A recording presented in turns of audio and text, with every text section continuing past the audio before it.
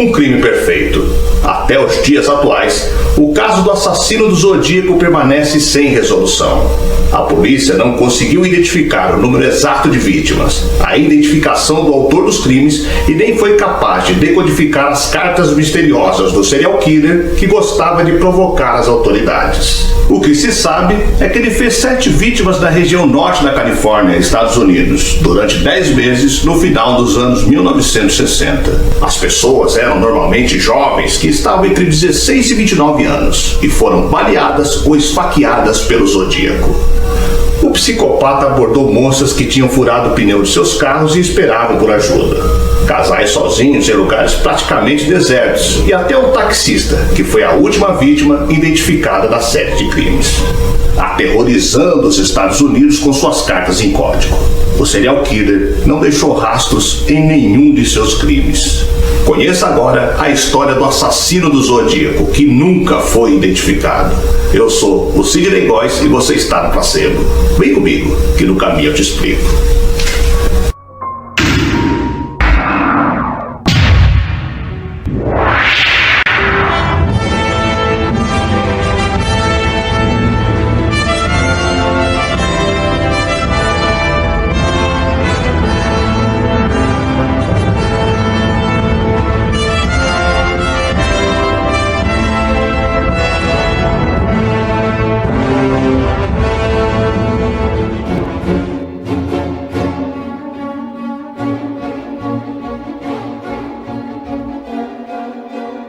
Um dos maiores mistérios policiais de todos os tempos. Há quem diga que ele fica atrás somente de Jack, o estripador.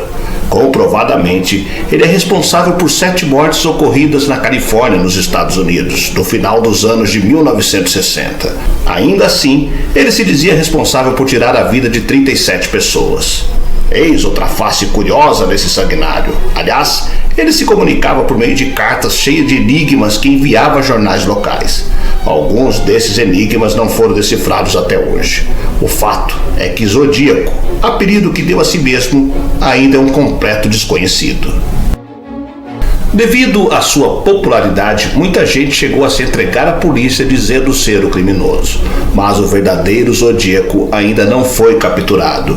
E tudo o que se sabe sobre a aparência dele é um retrato falado feito com a descrição das 2 únicas vítimas que sobreviveram aos seus ataques. Acredita-se que a primeira vítima de Zodíaco tenha sido Cherry Jo Bates, uma estudante universitária de Riverside, na Califórnia. Cherry foi morta do lado de fora da biblioteca do campus onde estudava, no dia 30 de outubro de 1966. Enquanto a jovem estava na biblioteca, o assassino sabotou seu carro e ficou à espreita da moça que, depois de não conseguir ligar o veículo, ao que tudo indica, acabou aceitando uma carona do assassino. Antes de Cherry morrer, ela ficou 1 hora na companhia de Zodíaco. Não se sabe exatamente fazendo o que. Depois, ele a matou com 3 facadas no peito, 1 nas costas e 7 no pescoço, quase chegando a decapitá-la. Ela também foi asfixiada e apanhou muito no rosto. Não foram encontrados sinais de estupro ou assalto no corpo da vítima. Alguns registros indicam a presença de um homem branco que foi visto dirigindo um carro velho nos arredores do local do crime. De acordo com a polícia, uma pessoa teria presenciado o assassinato da estudante. 1 mês após a morte de Cherry, a primeira carta do assassino foi enviada ao jornal local. Depois disso, mais cartas foram enviadas, agora não apenas para a imprensa, mas também à polícia e ao pai de Cherry. Nessa segunda carta, Zodíaco dizia: Beth tinha que morrer, haverá mais mortes. Outro assassinato promovido por Zodíaco chocou a cidade de Vallejo, também na Califórnia. No dia 20 de dezembro de 1968, um casal de adolescentes estacionou o carro em um lugar conhecido por atrair casais apaixonados.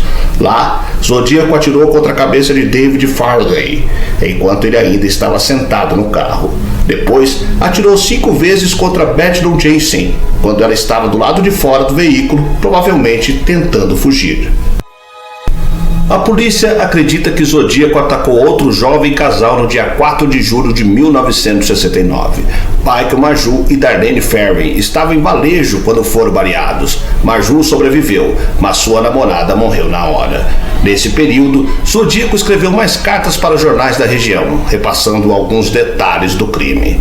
Além disso, Zodíaco escreveu uma mensagem codificada que dividiu em várias partes. Cada uma delas foi enviada a um jornal diferente. A mensagem era clara: se os jornais não publicassem os códigos em seus impressos, haveria mais pessoas assassinadas. A carta foi finalizada com um símbolo estranho, que acabou virando uma espécie de brasão do assassino. A mensagem codificada foi decifrada graças à ajuda de um professor de Salinas, no mesmo estado. O conteúdo revelava detalhes perturbadores da mente psicopata de Zodíaco, que afirmou que gostava de matar pessoas. Dizia: porque isso é tão divertido, e revelou ainda acreditar que suas vítimas se tornariam seus escravos depois que ele morresse também. O apelido Zodíaco foi adotado pelo assassino em agosto de 1969, em uma carta que ele enviou ao jornal San Francisco Examiner. No dia 27 de setembro daquele mesmo ano, o assassino voltou a agir, escolhendo mais um jovem casal que passeava à noite. Dessa vez, nada de tiros. Zodíaco esfaqueou os dois repetidas vezes. Cecília Shepard não resistiu aos ataques e morreu 2 dias depois, mas seu namorado, Maya Hartnell, sobreviveu. No carro de Hartnell, Zodíaco deixou um bilhete informando as datas dos assassinatos anteriores, como uma forma de comprovar a sua identidade. Os 2 sobreviventes ajudaram a polícia a criar um retrato falado do assassino, que foi descrito como um homem branco, robusto, que deveria ter seus quase 30 anos, de cabelo curto castanho e óculos. As vítimas afirmaram também que durante os ataques, Zodíaco usava uma espécie de capa. Outra vítima do psicopata foi um motorista de táxi que levou um tiro no dia 11 de outubro de 1969, apenas algumas semanas depois do último ataque. No dia 13 de outubro, Zodíaco enviou outra carta, dizendo que havia realmente matado o taxista e que estava preparando um ataque de bomba em um ônibus escolar, para matar várias crianças ao mesmo tempo. Felizmente, essa promessa acabou não sendo cumprida. Até hoje, a real identidade de Zodíaco permanece desconhecida. O assassino só fica atrás de Jack, o estripador, nessa questão de casos não resolvidos. Só para se ter uma ideia, as investigações policiais a respeito desse cara têm uma lista de mais de 2.500 suspeitos, todos já investigados pela polícia. Desde que o caso foi divulgado, muitos policiais, detetives, jornalistas e curiosos começaram a investigar a história por conta própria. Isso acabou gerando uma série de discussões e especulações a respeito do terrível assassino. Não apenas nos Estados Unidos, mas em diversas partes do mundo há pessoas dedicadas a estudar esse caso. Muitos livros já foram escritos em cima da história de Zodíaco, sendo que alguns autores chegaram até mesmo a apontar alguns suspeitos, entre os quais Charles Manson e Ted Kaczynski, 2 dos criminosos mais temidos do planeta. Já Arthur Leigh Harley acabou entrando para a lista depois de ser identificado como responsável pelo ataque a Hartnell e Maju. Ainda assim, um exame de DNA não comprovou que ele era o assassino. O caso voltou à tona em 2007, quando pesquisas para o filme Zodiac, do diretor David Fincher, descobriram que algumas cartas do assassino não haviam passado por testes de DNA.